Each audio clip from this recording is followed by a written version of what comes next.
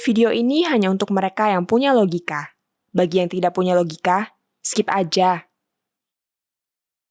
Kewajiban berjilbab bagi perempuan Saudi dihapus. Ini adalah salah satu langkah maju yang sangat berarti. Selama ini cara berpakaian perempuan di sana sangat tertutup. Jilbab lengkap. Kini di kota-kota besar Saudi, kita dapat menyaksikan perempuan-perempuan Saudi berjalan dengan memamerkan rambutnya di ruang publik. Tapi ini sebenarnya cuma satu dari serangkaian perubahan menyangkut perempuan Saudi. Muhammad bin Salman atau MBS, putra mahkota kerajaan Saudi, mencanangkan apa yang disebut sebagai visi 2030. Dia ingin membawa arah baru Saudi dari sebuah negara yang serba tertutup dan hidup di bawah aturan-aturan ketat agama menjadi sebuah negara maju dengan penafsiran agama yang longgar. Salah satu perubahan paling jelas terlihat adalah tentang hak-hak perempuan. Kini perempuan bisa bepergian keluar rumah tanpa izin wali pria. Perempuan diizinkan mengemudi mobil. Perempuan berhak atas pendidikan dan kesehatan tanpa izin wali pria. Perempuan bisa membuka bisnis sendiri tanpa izin wali pria. Perempuan bisa menonton pertandingan olahraga di stadion. Perempuan bisa bekerja dan menduduki posisi publik. Perempuan bisa berolahraga di jalanan. Perempuan bisa mendaftar ke militer. Dan sekarang, perempuan tak selalu harus menggunakan jilbab. Perubahan itu bahkan menyangkut interaksi pria dan perempuan di ruang publik. Perubahan di pantai Saudi bisa dijadikan contoh. Di masa lalu ada pemisahan area pria dan wanita. Kini dengan membayar 300 rial Saudi atau sekitar 1,1 juta rupiah per orang, sepasang kekasih bisa masuk ke Pure Beach dekat Jeddah, di mana tersedia hiburan musik, dansa, dan taman air. Para pengunjung wanita yang ingin berenang bahkan dibolehkan memakai bikini. Di hotel-hotel pun berlaku pelonggaran aturan. Sampai beberapa tahun yang lalu, pasangan asing yang belum menikah tidak diizinkan untuk berbagi kamar hotel. Pemisahan semacam itu sekarang ditiadakan. MBS sadar bahwa adalah kesalahan besar untuk terus menghukum perempuan di negaranya. Bila dulu perempuan dianggap cuma layak berada di dalam rumah, kini perempuan dipandang sebagai aset ekonomi. Pada 2014, lebih dari 50% lulusan universitas di sana adalah perempuan. MBS mengharapkan pada 2030 nanti 30% dari keseluruhan tenaga kerja adalah perempuan. MBS sudah menghapuskan peraturan pemisahan pria dan perempuan di tempat kerja. Yang menarik di Saudi, perempuan tampak lebih berani mengambil tantangan daripada kaum pria. Lebih banyak perempuan yang tertarik untuk memasuki sektor swasta dibandingkan kaum pria yang memilih bekerja sebagai pegawai negeri yang menawarkan gaji dan karier yang lebih terjamin. Tentu saja MBS harus berhadapan dengan kelompok-kelompok Islam konservatif yang berusaha mempertahankan ideologi Wahabi yang berasal dari ajaran ulama abad 18 Muhammad bin Abdul Wahab. Namun alih-alih berkompromi, MBS sebaliknya justru bertindak tegas terhadap para ulama yang berusaha merongrong langkah-langkah reformis yang dia lakukan.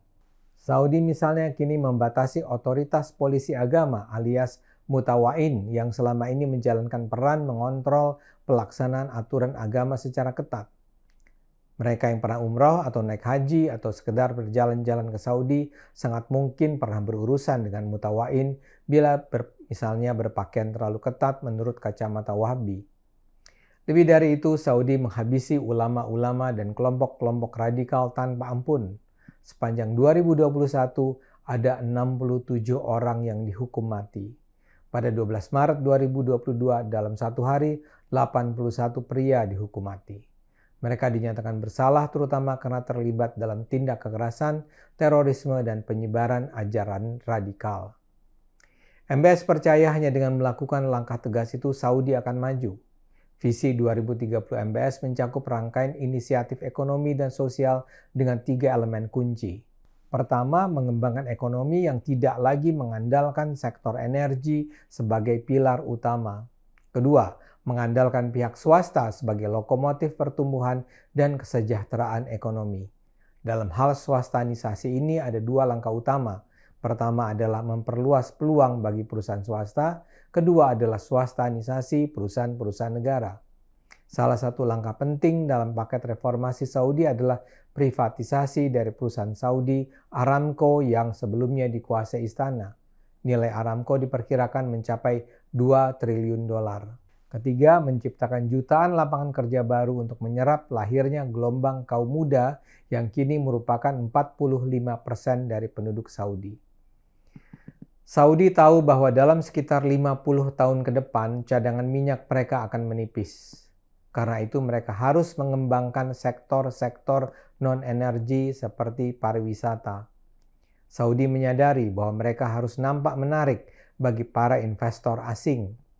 Salah satu target Saudi adalah menaikkan porsi investasi asing foreign direct investment dalam ekonomi dari 3,8% saat ini menjadi 5,7% dari GDP.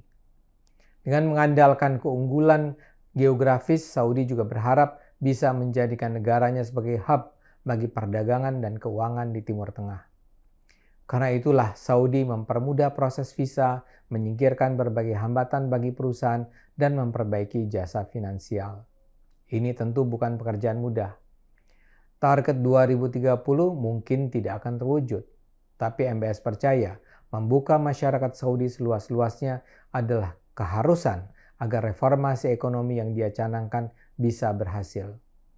Para investor asing harus merasa bahwa mereka aman menanamkan modal di Saudi. Para wisatawan asing harus merasa nyaman berkunjung ke Saudi. Karena itu perubahan masyarakat harus dilakukan.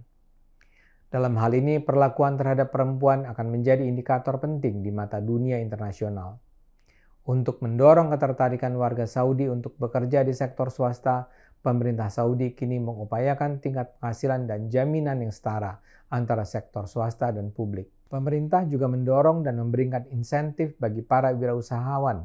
Saudi juga mendorong penguatan pendidikan agar para lulusan pendidikan tinggi Saudi siap memenuhi kebutuhan di lapangan kerja.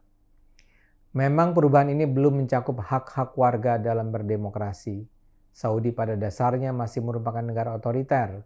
Warga Saudi yang berani mengkritik pemerintah atau terlibat dalam unjuk rasa damai bisa ditangkap.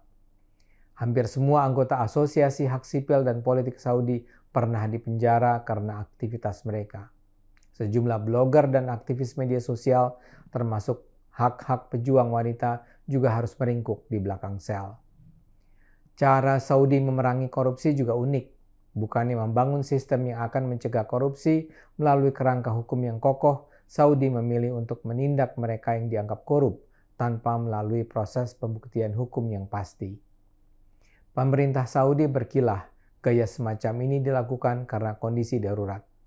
Jadi bila pemerintah Saudi percaya bahwa orang-orang tertentu korup, pemerintah akan menyudutkan mereka tanpa proses hukum. Beberapa tahun yang lalu, pemerintah menahan sejumlah pengusaha dan pejabat pemerintah selama berminggu-minggu di Hotel Bintang 5 Ritz-Carlton di Riyadh atas dasar tuduhan korupsi. Mereka terus ditahan tidak boleh keluar kamar kecuali bersedia mengembalikan jutaan miliar dolar yang dituduh sebagai uang korupsi. Demikianlah transformasi Saudi memang berjalan secara gradual. Tapi yang jelas, Saudi sedang meninggalkan wujudnya sebagai negara Islam yang konservatif, serba haram, statis, tradisional, menjadi negara Islam yang progresif dan liberal. Buat kita di Indonesia, ini adalah perkembangan penting. Kita harapkan saja liberalisasi Islam di Saudi berimbas pada Islam di Indonesia. Let's hope for the best.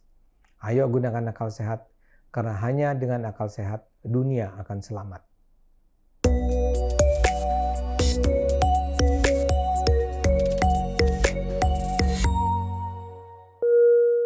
Video ini hanya untuk mereka yang punya logika. Bagi yang tidak punya logika, skip aja.